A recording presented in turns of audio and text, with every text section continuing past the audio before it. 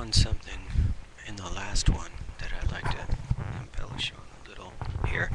Um, what what oftentimes do people mean compared to what they say? What is it that people actually believe in compared to what it is that they actually say, or how do people even interpret what it is that they're reading? Oftentimes there's a predisposed belief going on. Um, People already believe a certain thing, so anything they see winds up going through a filter. You know, they only see what they want to see, they only hear what they want to hear. If they have ears to hear the truth, they'll hear the truth. But if they are predisposed towards a certain belief that is not true, it will not register the same way.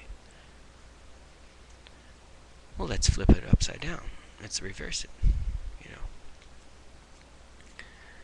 let's say that people are speaking what they believe is true, and they have such principal foundational beliefs that they think that everyone should know it and understand it automatically.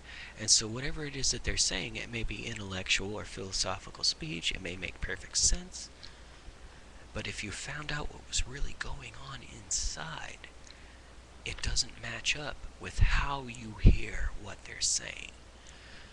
Let me get specific, okay? The founding fathers, as they're called, of this nation, USA, okay?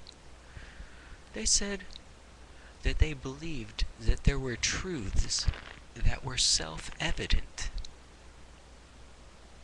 Now that's a heavy-duty statement to me, because that means that anyone, anywhere, of any culture or language or any time period, future, past, anywhere, if they just sat and really thought about it, they would automatically know, or they should automatically know, that what they're describing is what the truth is.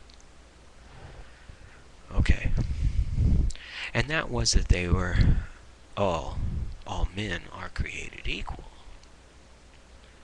endowed by that creator with certain rights that could not have liens placed upon them, that could not be taken away from, you know. But let's examine the fruits of the people who wrote or said such things. You know, a person is judged by what they actually say and what they actually do. You know? And so if they said those words or wrote those words after a conference or getting together and discussing it and writing it down, if they owned slaves and massacred Native American peoples, then how equal is that? Now, a lot of us have thought this before, a lot of us have contemplated it before, a lot of people have spoke about it before, you know, to some degree. But in the context of this,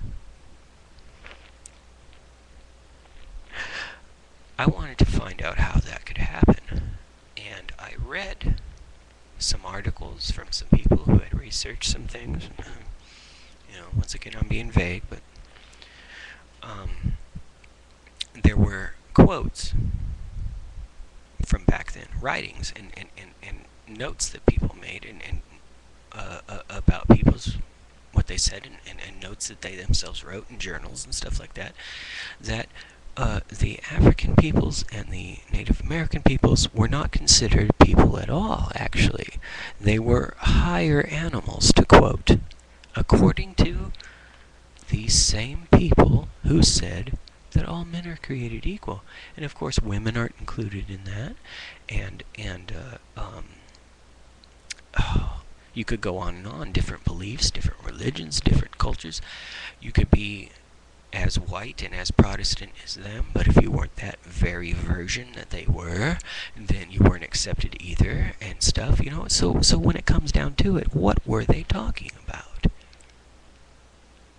They used some deep, philosophical, meaningful words, but what they meant by those words was something categorically different than what we would interpret them as being of a more pure conscience when reading the same words.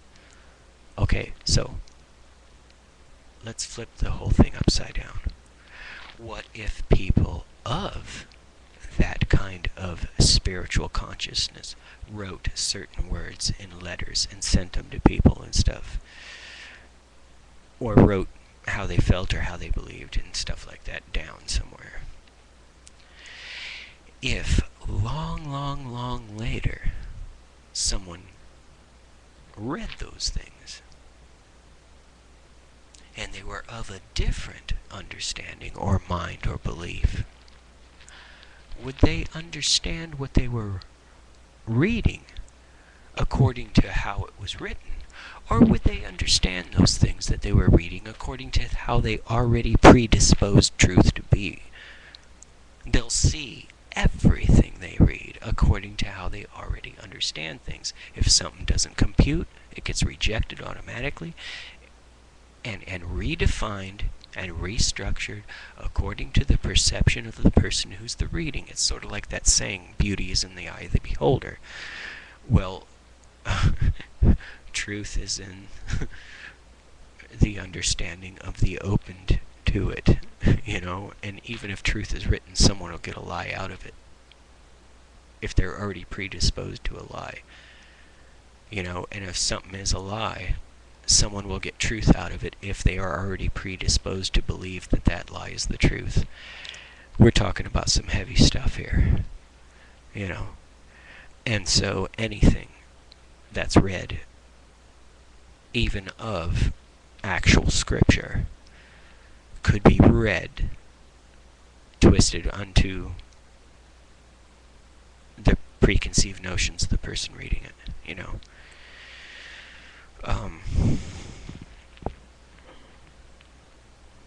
Yeah, okay. Well, thank you for your patience. That's pretty much it.